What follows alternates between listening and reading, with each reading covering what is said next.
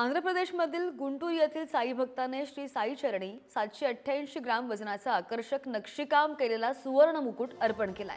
या मुकुटाची किंमत अंदाजे 68 लाख रुपये असल्याची माहिती श्री साईबाबा संस्थानचे मुख्य कार्यकारी अधिकारी गोरक्ष गाडीलकर यांनी दिली आहे।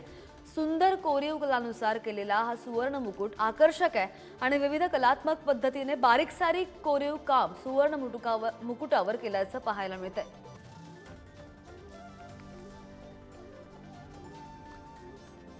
साईंच्या चरणी हा मुकुट अर्पण करण्यात आलेला आहे का साई भक्ताकडून।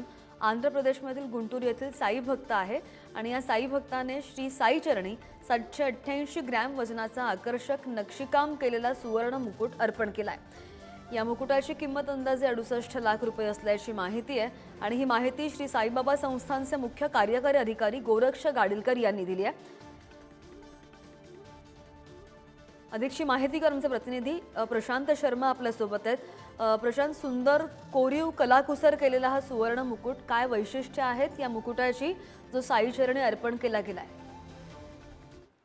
तसं बघितलं तर सोन्याचा भाव जो आहे साधारणतः 1 लाख तोळ्यापर्यंत पोहोचला आहे। मात्र साई भक्त जे आहेत ते साईबाबांना सोन्याचं दान करण्यात वाढ होत असताना दिसून येते आहे।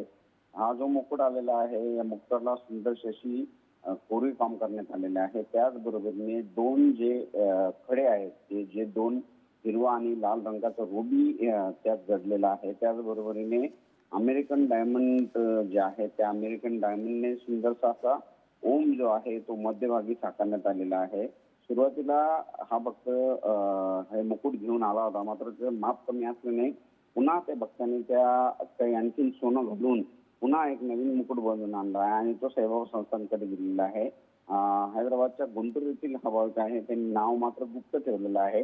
मात्र एकंदरीत साईबाबांच्या एकंदरीतच मुकुटाच्या दानामध्ये एक मोठं मुकुटाचं दान मानलं जातं।